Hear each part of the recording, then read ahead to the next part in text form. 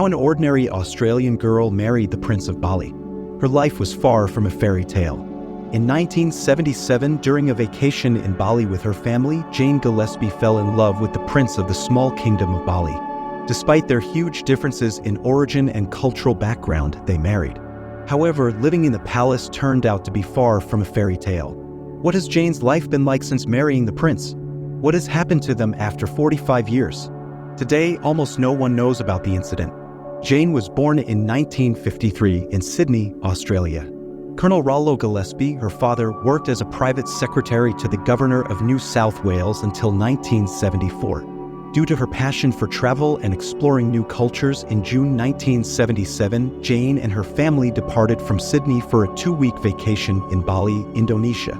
Upon arriving, they stayed at a guest house on Royal Palace lands owned by Prince Raka's brother-in-law. Prince Raka, an attractive young man who enjoyed meeting international guests and discussing Balinese life and culture, met Jane during their stay. They instantly fell in love and spent almost every day together, learning they had a lot in common. However, all vacations must come to an end, so Jane and her family returned to Sydney. Jane returned to teaching kindergarten, but she couldn't stop thinking about the peaceful life in Bali and her time with Prince Raka.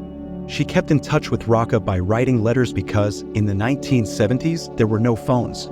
In Bali, not even in the palace. Getting letters from Bali always made her happy. As time passed, she couldn't stop thinking about how much she loved Bali. So, she made a brave choice to quit her job and go back for a break. When she arrived, Prince Raka quickly asked her to marry him, and she happily said yes. Jane explained, "From the moment I saw him, it was like we'd never been apart. I realized what we had was more than just a holiday romance."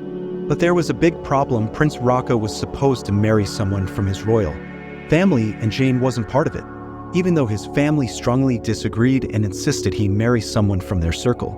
Prince Raka stuck to his decision and only wanted to marry Jane.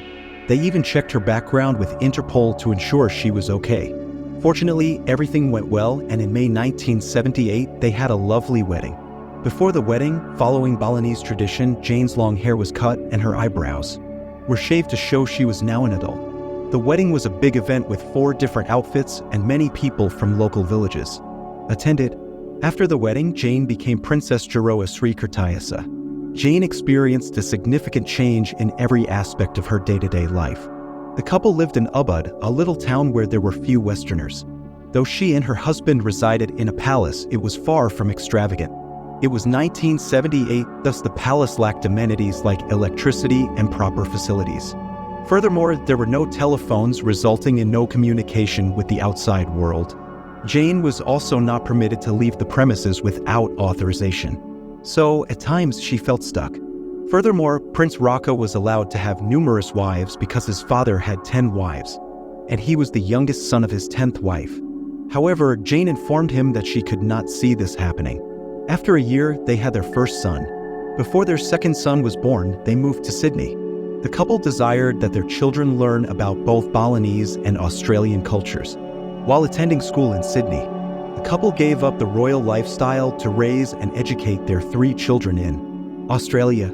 Prince Raka was forced to work as a gardener and waiter to pay his debts, and he longed to return to Bali. After about 12 years in Sydney, the family came back to Bali. In 2011, Princess Asri's son had a big wedding with a famous TV personality in Indonesia, Happy Salma. They had a wedding at the Royal Palace of Ubud, and more than 2,500 people, including important priests and diplomats, attended the whole day. Now, Prince Raka is the head of culture and religion in Ubud, doing his royal duties.